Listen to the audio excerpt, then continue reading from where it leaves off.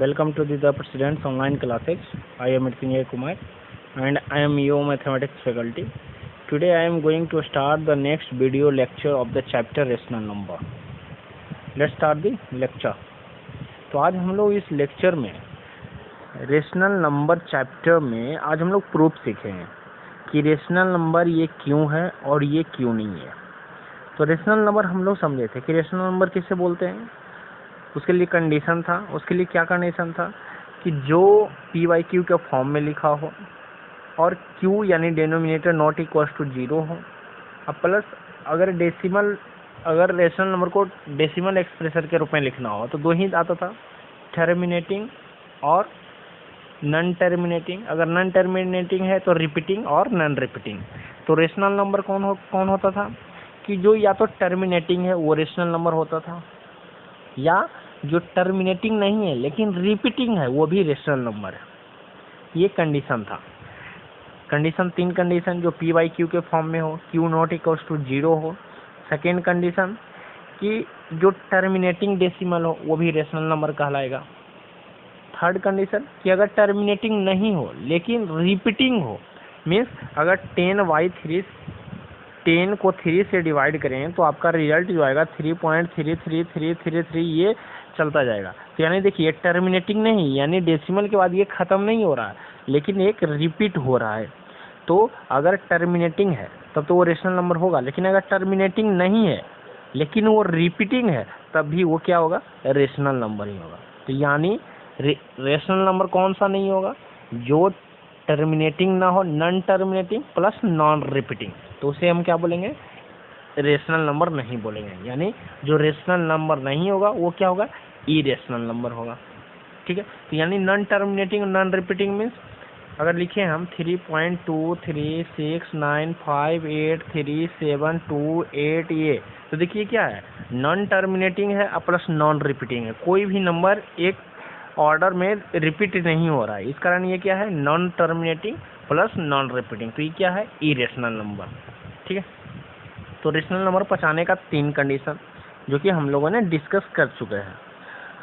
आज हम लोग सीखेंगे कि प्रूफ कि ये इरेशनल नंबर क्यों है। तो जनरली जो हम लोग का सर्च के अंदर होता है, चाहे वो स्क्वायर रूट हो, क्यूब रूट हो, कोई भी रूट के अंदर हो, जैसे √2, √5, क्यूब रूट 27, तो ये 28, ये सब क्या है, जो भी स्क्वायर रूट क्यूब रूट के अंदर हो।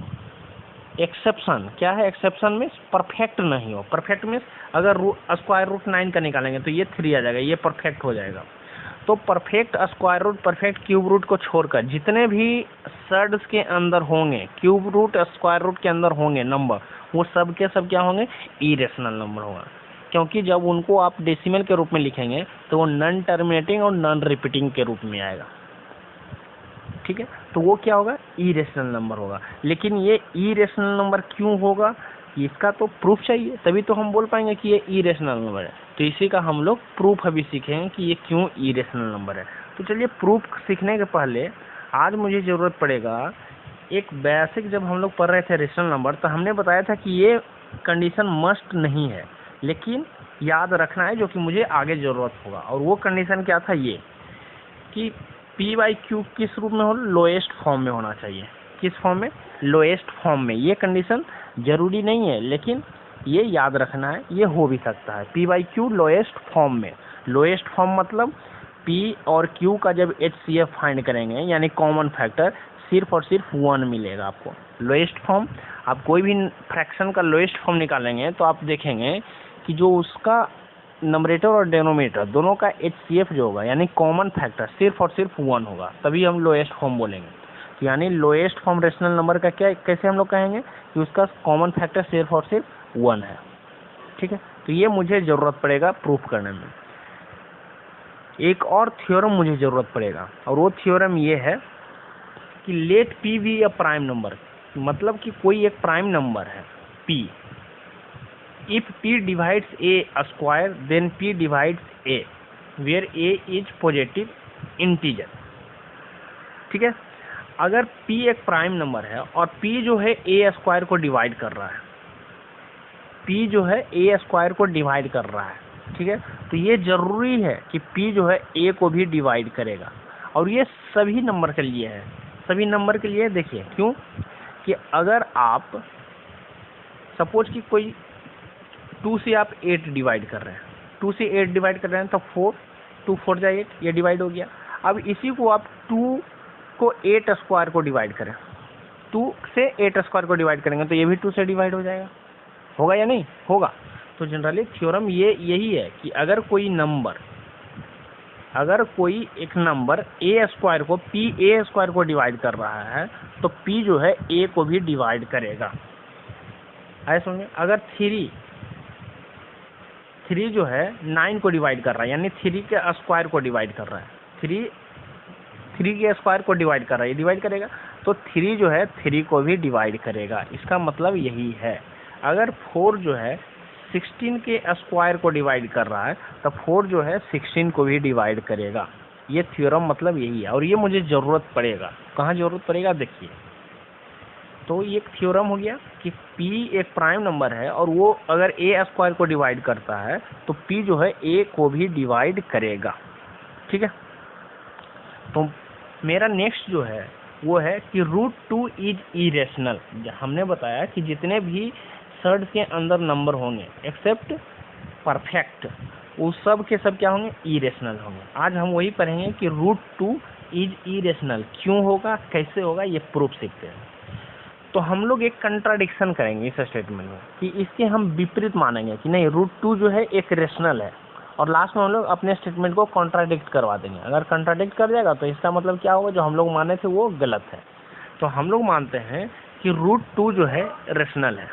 हम लोग क्या मान रहे हैं कि √2 जो है रेशनल है। रेशनल मीन्स p/q के फॉर्म में होगा, p/q के फॉर्म, यानी √2 जो है p/q के फॉर्म में है। रेशनल अगर है √2 तो p/q के फॉर्म होगा, और p/q यानी लोएस्ट फॉर्म, मतलब कॉमन फैक्टर 1, ठीक है। तो यहाँ देखिए √2 equals to a/b, where a and b are coprime means common factor 1। तो √2 इक्वल्स टू a/b ये हम लोग कंसीडर किए। तो यहाँ से हम लोग करेंगे a इक्वल्स टू क्या हो जाएगा, b इधर आएगा तो b √2 हो जाएगा, तो a इक्वल्स टू b √2 हो जाएगा। तो ये पहला इक्वेशन आ गया, ठीक है। इतना क्लियर हुआ होगा। ये क्यों हम लिख रहे हैं, क्योंकि हम लोगों ने मान रखा है कि √2 रेशनल है। रेशनल मीन्स p/q के फॉर्म में, p/q मतलब a/b के फॉर्म में है, और a और b का कॉमन फैक्टर कितना है, 1। तो a इक्वल्स टू b √2, तो ये पहला इक्वेशन, ठीक है। अब ये दोनों को स्क्वायर कर दीजिए दोनों साइड, तो दोनों साइड स्क्वायर करेंगे तो हो जाएगा 2b square equals to a square हो जाएगा, ये हो जाएगा, ठीक है। इसका मतलब क्या है, अगर हम लिखें b square equals to a square by 2, ऐसा लिख सकते हैं। b square equals to a square by 2 हम लोग लिख सकते हैं। अब देखिए क्या है, यहाँ क्या है, 2 जो है a स्क्वायर को डिवाइड कर रहा है, 2 जो है a स्क्वायर को डिवाइड कर रहा है। तो हम क्या बताए थे, जब भी कोई नंबर अगर a स्क्वायर को डिवाइड करता है, प्राइम नंबर कोई भी a स्क्वायर को डिवाइड करता है, तो वही प्राइम नंबर a को भी डिवाइड करेगा। इट मीन्स जो है 2 जो है a को भी डिवाइड करेगा, यानी a/2 भी होगा, ठीक है। तो ये तो हमने मान लिया कि a/2, जब 2 से a को डिवाइड कर रहे हैं, 2 से जब हम लोग a को डिवाइड कर रहे हैं तो हमारा रिजल्ट आ रहा है c माने, तो a/2 इक्वल्स टू c लिखे, तो a इक्वल्स टू क्या हो जाएगा, 2c। a इक्वल्स टू क्या हो गया, 2c हो गया, ठीक है। अब नेक्स्ट देखिए, अब ये मेरा आ गया a इक्वल्स टू, यहाँ से देखते हैं a इक्वल्स टू आ गया मेरा 2c, a equals to 2c आ गया। अब a का वैल्यू यहाँ डालिए, a का वैल्यू यहाँ डालिए तो कितना हो जाएगा, 2b square equals to a square means 4c square. a square means a का स्क्वायर करेंगे तो 2 2 जा 4 और c का स्क्वायर 4c स्क्वायर हो जाएगा, ठीक है। ये हो जाएगा 4, ये हो जाएगा 2, तो ये 2 कैंसिल हो जाएगा, ठीक है, ये 2 कैंसिल हो जाएगा। अब देखिए हमारा, अब ये क्या लिख सकते हैं, c स्क्वायर को हम लोग लिख सकते हैं b square by 2, c square को क्या लिख सकते हैं, b स्क्वायर बाई 2 लिख सकते हैं। इधर से 2 इधर लाएंगे तो c square equal to b square by 2 हो गया। अब इससे हम लोग क्या निकाल सकते हैं कि जब 2b² को डिवाइड कर रहा है तो 2b को भी डिवाइड करेगा, यानी b/2 को भी डिवाइड करेगा। ठीक है, तो यानी a को भी 2 डिवाइड कर रहा है और b को भी 2 डिवाइड कर रहा है। हम लोग तो यही निकाले।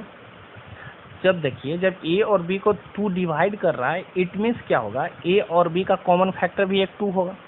जब दोनों नंबर्स को 2 डिवाइड कर रहा है तो यानी दोनों का एक कॉमन फैक्टर 2 भी है। लेकिन हम लोग क्या मान रहे हैं, a और b का सिर्फ और सिर्फ कॉमन फैक्टर क्या है, 1।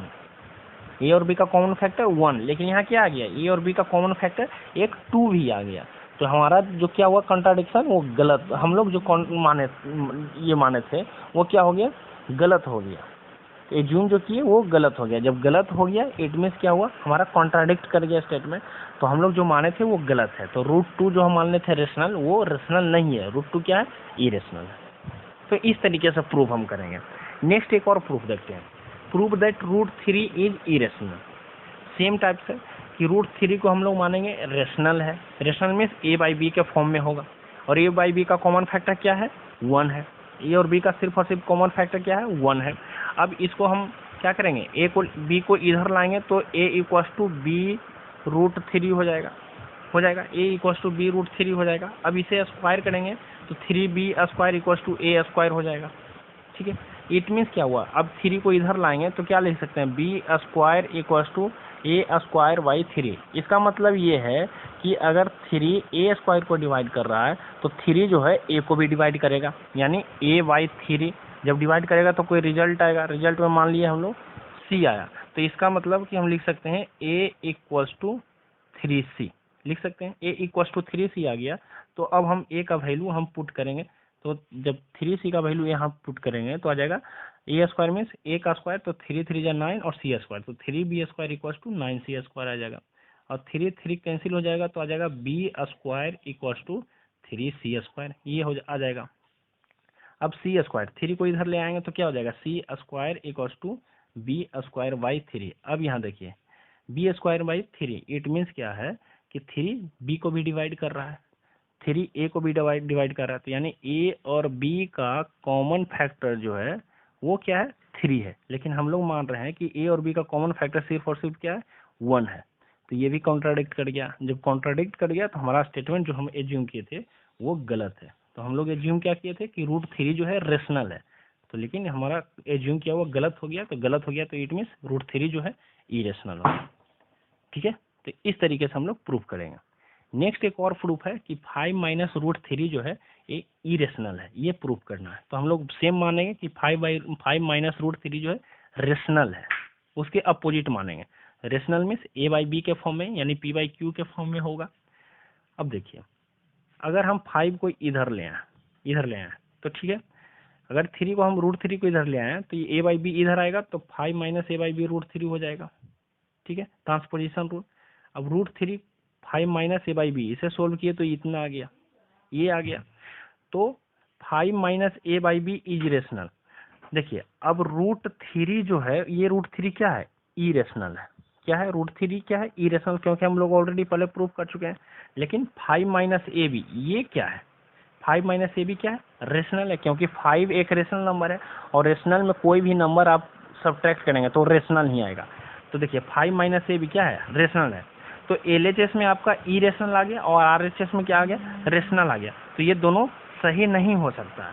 इट मीन्स क्या हुआ, हमारा कॉन्ट्राडिक्ट कर गया यहाँ पे। तो इसका जब कॉन्ट्राडिक्ट कर गया, एज्यूम किया हुआ, तो क्या है, गलत। तो इट मीन्स क्या है, 5 - √3 क्या है, टोटल इरेशनल है।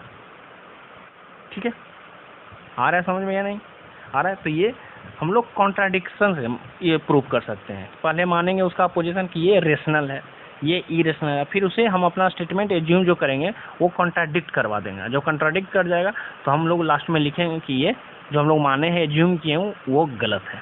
ठीक, तो इसी तरीके से हम कोई भी प्रूफ कर सकते हैं, इरेशनल और रेशनल का।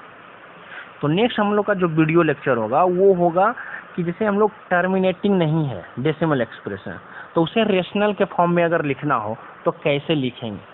नेक्स्ट वीडियो हम लोग का उस पर होगा, और प्लस नंबर लाइन पे इरेशनल नंबर को कैसे शो करेंगे वो उस पर हम लोग डिस्कस करेंगे नेक्स्ट वीडियो लेक्चर में। Thank you.